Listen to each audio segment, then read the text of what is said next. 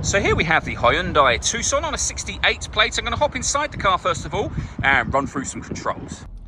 Okay, now that we're inside the car, we're going to start with the dials. On the left-hand side, we have the rev counter and coolant temperature gauge. On the right-hand side, the speedometer and fuel gauge.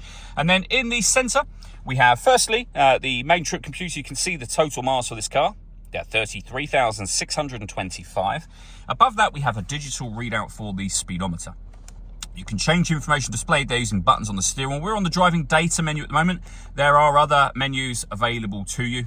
Back around to the beginning again. And if we back out to the steering wheel, the buttons I was using a second ago are just here. We have cruise control over this side as well.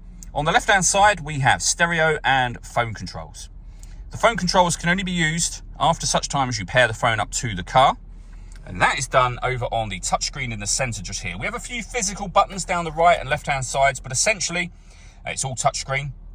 So you can go to all menus from here.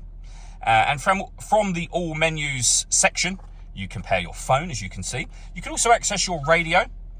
This car has got DAB, FM and AM radio. If you want to listen to your own music, you can do. You do that under the media section. It's greyed out at the moment because nothing is connected to the car. You can insert a USB device, an auxiliary device. You can pair up your phone. So that obviously you can make and receive phone calls, but you can also stream your music wirelessly via Bluetooth audio. If you connect up your smartphone, you'll also see we've got Android Auto and Apple CarPlay available. This car's also got satellite navigation. There's a full video showing how the sat-nav system works, which you can find on our website and on our YouTube channel, but it's a lovely clear colour display, as you can see up there. And on top of all of that, this car has got a full colour reversing camera to go along with the parking sensors. Below that, we have dual zone climate control. So you can adjust the passenger temperature, the driver temperature.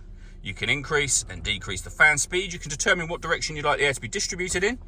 And when you're happy with those settings, you can turn your air conditioning on. Same button to turn it off, or hit auto. The car will now maintain those two temperatures by taking full control of the fan speed and the direction of the air for you. You can override that anytime you wish to. Underneath that, we have two 12-volt charging sockets, the auxiliary and USB inputs as well. We then have a 6-speed manual gearbox, next to which we can change a few things. So we can turn the parking sensors on and off. You can turn off the stop and start. This car is designed to cut out when it's stationary in traffic to save you fuel. That system is off when that light shows. You can turn on your downhill brake control, and you can change the driving mode from sport to normal as well. All that leaves me to say is thank you for taking the time to watch this video. If you'd like to come and see the car in person and have a test drive, please feel free to call either of our MJA sites. We'd love to hear from you soon.